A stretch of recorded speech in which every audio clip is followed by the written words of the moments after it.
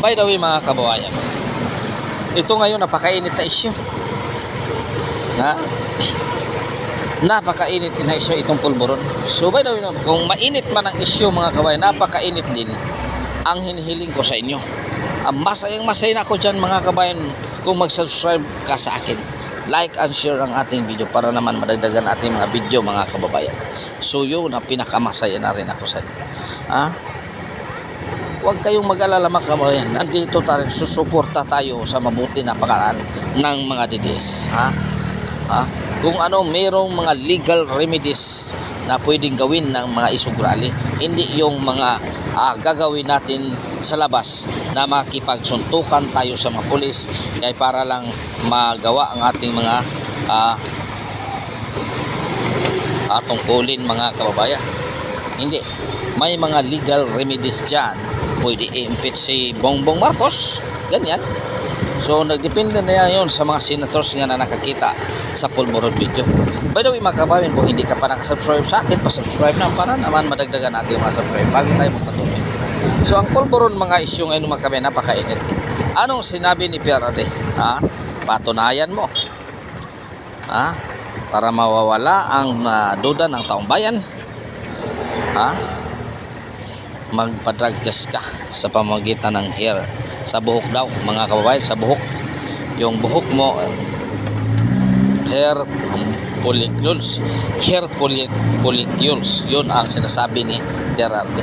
Sa pamamagitan ng buhok, kung talagang mga negative ka dyan, ayan, lahat ng mga pagduda-duda sa iyo Mr. President ay mawawala. Yun lang. Yun lang ang hagit ng taong bayan. So bakit hindi mo gawin in public? Bakit kung wala ka namang ginagawa o Secretary Abalos Secretary of National Defense Gibo, yun ang challenge sa inyo. Ipa-drug test mo ang administrasyon na ito kung totoo ba. Simple lang ang katanungan, di ba? Bakit hindi niyo magawa?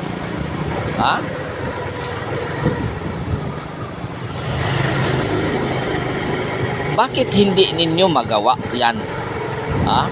I-public. Here. Sinong mga legal lang pwede makapag-drug test ng klaseng ganyan? O bakit hindi naman? Bakit sa pilitan ninyong i-deny na AI yan? AI. Bakit sa pilitan ninyo AI yan? Simple lang. Kung meron mang pagdududa, pumunta ka sa ospital. O pumunta ka ng St. Luke's kusang ospital. Magpa-drug test ka. Ipakita mo sa buhok. Kinukuha yung buhok mo. Yung talaha, may kailangan. From the start, may ano yan. Para mawala yung pagdududa ng mga tao. Paano ngayon? Kung sa isang katanungan lang, hindi kayo makasagot. Puro lang kayo deny. So, nandyan ang pagdududa ng mga tao na marami talaga ditong pulburon. Paano na ngayon? Paano na ngayon, Mr. President? Mawawala ba ang pagdududa ng tao kung ikaw manahimik lang, wala kang ginagawa? Hindi mawawala yan. Hindi ka makakatulog ng maayos yan. Bawat araw may makatanggap ka na message, magpa-drug test ka sa pamagitan ng buhok. Kasi yun ang hinihiling ng taong bayan. Makikita naman yan kung anong klaseng drugs ang nasa dyan. Mayroong drugs sa mga maintenance. Di ba? Isa part of drugs yan. Kung mayroong kang maintain. Ngayon, kung drugs talaga ang ginagamit, makikita pa rin yan. Paano na ngayon? Hindi mo matanggap ang hamon. Kasi hindi mo matanggap ang hamon, may nang nangyari. May katotohanan. Di ba? Yun ang katotohanan, Mr. President. Simple lang ang hiniling ng taong bayan. Kasi ang taong bayan nagdududa sa iyo. So bakit hindi mo gawa ng paraan yan? Bakit hindi mo gagawin? Bakit hindi mo gagawin? Gawin mo na. Secretary Abalos. Secretary of National Defense. Anong ginagawa ninyo? I-deny pa rin ninyo kahit may mga video. Ngayon, may 4 na video yung lalabas niyan. Ano pa rin ang kinanatan? Sabihin pa rin ninyo, AI yan. Ganyan na ba tayo kawalang hiya? Ha? Ganyan na ba tayo kawalang hiya? Ganyan na ba tayo kawalang hiya? Kapag ang taong hindi nagagamit, madali lang ninyo planteran. Ha? Madali lang ninyo bigyan ng mga parusa na walang kasalanan. Madali lang sa inyo sabihin ninyo totoo yun. Ha? Yun ang sinasabi ninyo. Pero kapag ang tao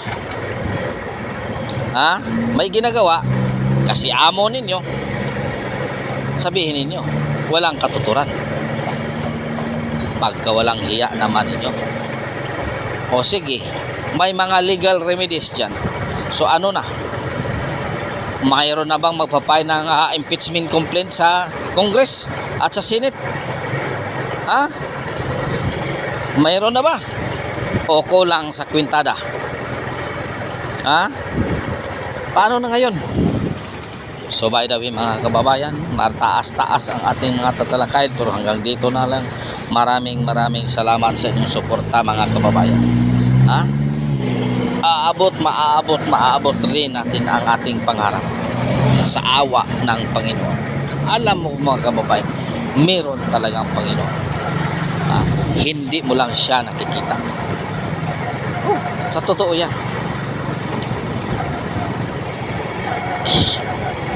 Hihiling ka ngayon, hindi ibig sabihin na ibibigay yan ng Panginoon agad-agad. Makikita mo na lang na dahan-dahan mo nang nakamit mo ang iyong pangarap. Yun ang totoo mong gawin. Diyan mo makikita. Sa akin mga kabayan, totoo talaga yan. Kasi tinanggap na ako. Tinanggap ko na talaga ang katotohanan. Kaya isinare ko lang sa iyo. So maraming salamat. God is good all the time. All the time, God is good. Pet Senior, kaninyong tanan mga kababayan.